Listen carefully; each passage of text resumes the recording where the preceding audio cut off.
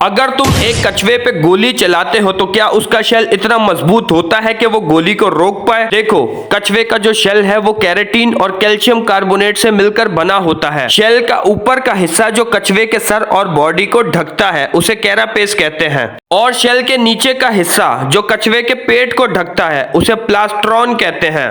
कछुए का ये शेल 2000 psi प्रेशर को बर्दाश्त कर सकता है और एक नॉर्मल गन की गोली का प्रेशर 24000 psi होता है। तो इसका मतलब कछुए का तो राम राम सत्य हो गया।